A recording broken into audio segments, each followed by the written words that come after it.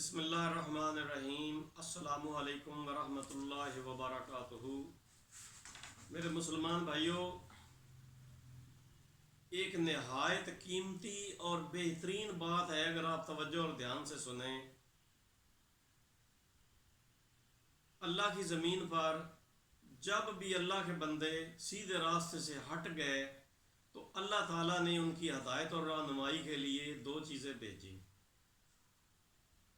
ہر دور میں حضرت آدم علیہ السلام سے لے کر آخری نبی حضرت محمد پاک صلی اللہ علیہ وسلم تک، جب بھی اللہ کے بندے اللہ کے بتائے ہوئے سیدھے راستے سے ہٹ گئے تو اللہ تعالیٰ نے ان کی ہدایت اور رہنمائی کے لیے دو چیزیں بھیجی۔ تیسری چیز اللہ نے نہیں بھیجی۔ لوگوں کی ہدایت اور رہنمائی کے لیے دو چیزیں بھیجیں، اپنا نبی اور رسول بھیجا اور اس پر اپنی کتاب بھیجی، اور اس نبی اور رسول نے لوگوں کو یہ حکم دیا کہ لوگوں، اللہ کی طرف سے تمہاری ہدایت اور رہنمائی کے لیے اللہ نے دو چیزیں بھیجی ہیں، ایک میں اللہ کا رسول اور نبی ہوں، اور دوسری مجھ پر یہ جو کتاب نازل ہوئی ہے یہ اللہ نے آپ کی رہنمائی اور ہدایت کے لیے بھیجی ہے۔ ان دو چیزوں کو پکڑ لو تو پھر تم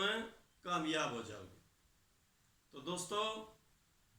ہمیں ہدایت اور رہنمائی دین کی اگر لینی ہے تو ان دو چیزوں سے لینی ہے، کیونکہ اللہ نے بھیجی دو چیزیں ہیں، تیسری اللہ نے بھیجی نہیں ہے۔ بخاری شریف میں حدیث ہے، نبی پاک صلی اللہ علیہ وسلم کے تین صحابی، انہوں نے آپس میں مشورہ کیا کہ نبی پاک صلی اللہ علیہ وسلم کی رات کی عبادت کے بارے میں پتہ کریں کہ آپ رات کو کتنی عبادت کرتے ہیں۔ نبی پاک صلی اللہ علیہ وسلم کے گھر آئے تو پتہ چلا کہ نبی پاک صلی اللہ علیہ وسلم گھر میں نہیں ہیں۔ ام المومنین رضی اللہ عنہا نے یہ بتایا کہ نبی پاک صلی اللہ علیہ وسلم رات کو عبادت بھی کرتے ہیں، سوتے بھی ہیں، یعنی ساری رات عبادت نہیں کرتے، رات کو عبادت بھی کرتے ہیں اللہ کی اور سوتے بھی ہیں۔ وہ یہ سن کر چلے گئے، انہوں نے آپس میں مشورہ کیا، وہ تو اللہ کے رسول ہیں، بخشے ہوئے ہیں، ان کے ذمہ تو کوئی گناہ وغیرہ نہیں ہے، وہ تو اللہ کے برگزیدہ رسول ہیں، تو ہم سے تو چھوٹی موٹی غلطیاں بھی ہو جاتی ہیں، ہمیں زیادہ عبادت کرنی چاہیے۔ ایک نے یہ عہد کیا صحابی نے کہ میں ساری رات عبادت کیا کروں گا، ایک لمحہ بھی نہیں سوؤں گا۔ دوسرے نے یہ عہد کیا کہ نفلی روزے کی بڑی فضیلت ہوتی ہے، میں ہمیشہ ہر روز نفلی روزہ رکھوں گا۔ اور تیسرے نے یہ اپنے دل میں عہد کیا کہ میں نکاح نہیں کروں گا، کیونکہ نکاح کرنے سے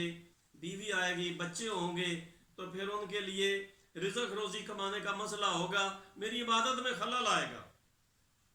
اس لیے میں نے نکاح ہی نہیں کرنا۔ ان تینوں نے یہ عہد کر لیا اور ان پر عمل کرنا شروع کر دیا۔ نبی پاک صلی اللہ علیہ وسلم کو جب پتہ چلا، آپ نے ان تینوں کو بلایا اور ان سے یہ بات پوچھی کہ کیا یہ ایسے ہی ہے؟ انہوں نے عرض کی، یا رسول اللہ صلی اللہ علیہ وسلم ایسے ہی ہے۔ تو آپ صلی اللہ علیہ وآلہ وسلم نے ارشاد فرمایا، میرے پیارے صحابیوں، میری بات کو ذرا دھیان سے سنو، میں اللہ کا رسول ہوں اور تم سب سے زیادہ اللہ کا تقوی رکھتا ہوں،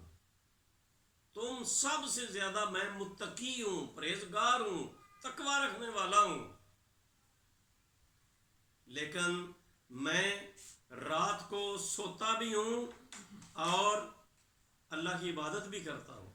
میرے جسم کا مجھ پر حق ہے، میری بیویوں کا مجھ پر حق ہے، اور عبادت بھی کرتا ہوں۔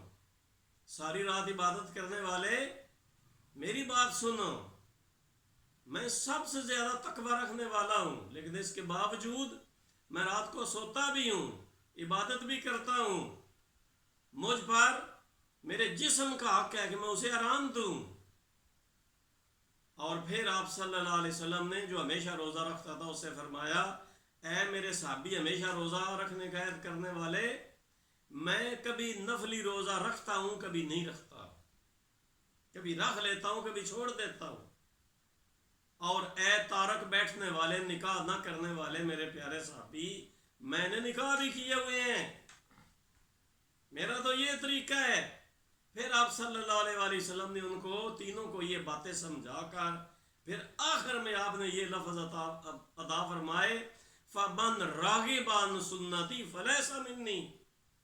جس نے میرے طریقے سے منہ موڑا وہ مجھ سے نہیں ہے۔ جس نے میری سنت چھوڑ دی، جس نے میرا طریقہ چھوڑ دیا، اس کا مجھ سے کوئی تعلق نہیں ہے۔ تو اس لیے میرے مسلمان بھائیوں، ہمیں یہ چاہیے کہ ہم بجائے اس کے کہ خود سے کوئی اعمال بنا کر نیکی اور ثواب کے لیے کرنے شروع کر دیں، یا جو بعض لوگوں نے بنائے ہوئے ہیں ان پر عمل کرنا شروع کر دیں، ہمیں ثواب کے لیے، نیکی کے لیے دین کی طرف رجوع کرنا ہوگا، ان دو چیزوں کی طرف جو رب نے بھیجی ہیں۔ فَإِمَّا يَأْتِيَنَّكُم مِّنِّي هُدًى فَمَن تَبِعَ هُدَايَ فَلَا خَوْفٌ عَلَيْهِمْ وَلَا هُمْ يَحْزَنُونَ۔ اللہ نے پہلے پارے میں یہ چیز واضح کر دی، آدم علیہ السلام سے لے کر اخیر تک، کہ جو ہدایت اللہ نے فرمایا میری طرف سے آئے گی،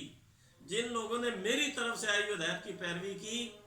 ان کو نہ غم ہوگا نہ پریشانی ہوگی۔ تو اللہ کی طرف سے ہماری ہدایت اور رہنمائی کے لیے دوستو دو چیزیں ہی آئی ہیں، ایک اللہ کے رسول صلی اللہ علیہ وآلہ وسلم آئے ہیں، اور ایک اللہ کی کتاب قرآن مجید آئی ہے۔ تو اس لیے اگر آپ نیکی کرنا چاہتے ہیں، ثواب لینا چاہتے ہیں، دین پر عمل کرنا چاہتے ہیں،